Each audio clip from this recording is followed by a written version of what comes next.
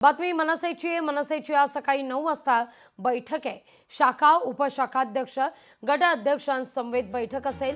पालिका निवडणुकीच्या पार्श्वभूमीवर ही बैठक होतीये। राज ठाकरे या बैठकीअंतर्गत मार्गदर्शन करतील।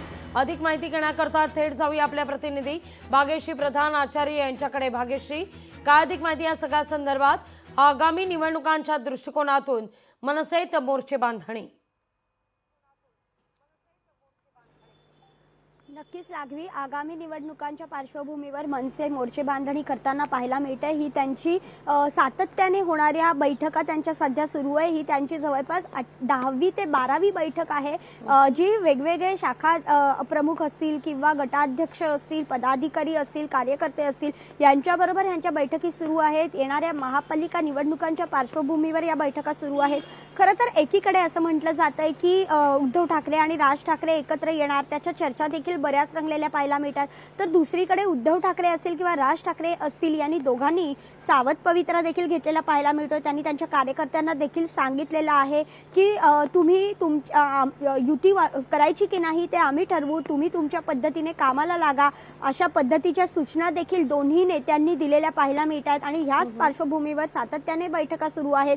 आपण जर बघितलं तर काही एक मागच्या आठवड्यामध्ये काही पदाधिकाऱ्यांची जी अध्यक्षपद होती ती बदलण्यात आली होती। शाखा प्रमुख बदलले होते मनसेनी, गटाध्यक्षांमध्ये देखील बदल केलेले होते। आणि या सगळे जे बदल आहेत ते सातत्याने मनसेमध्ये घडताना पाहायला मिळतात। त्यामुळे कुठेतरी एक महापालिकेच्या निवडणुकांच्या पार्श्वभूमीवर या सगळ्या घडामोडींना वेग आलेला पाहायला मिळतोय। स्वतः राज ठाकरे मार्गदर्शन करताना पाहायला मिळतात। त्याचबरोबर आपण बघितलेलं आहे की ईव्हीएम संदर्भात सातत्याने विरोधी पक्षातले लोक आवाज उठवताना पाहायला मिळतात।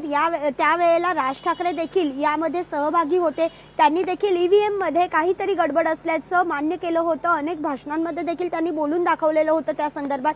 तर त्या संदर्भात देखील कशा पद्धतीने लक्ष ठेवायचंय कार्यकर्त्यांना, कशा पद्धतीने सावधगिरी बाळगायची आहे, कशा पद्धतीने याद्या चेक करायच्या, याद्यांकडे लक्ष द्या, वाढीव मतदारांकडे लक्ष द्या, या सगळ्या सूचना सातत्याने राज ठाकरे आणि अमित ठाकरे यांच्याकडनं देण्यात येत आहेत। लागवी, भाग्यश्री, तुर्तास धन्यवाद तुम्ही दिलेल्या सविस्तर माहिती करता।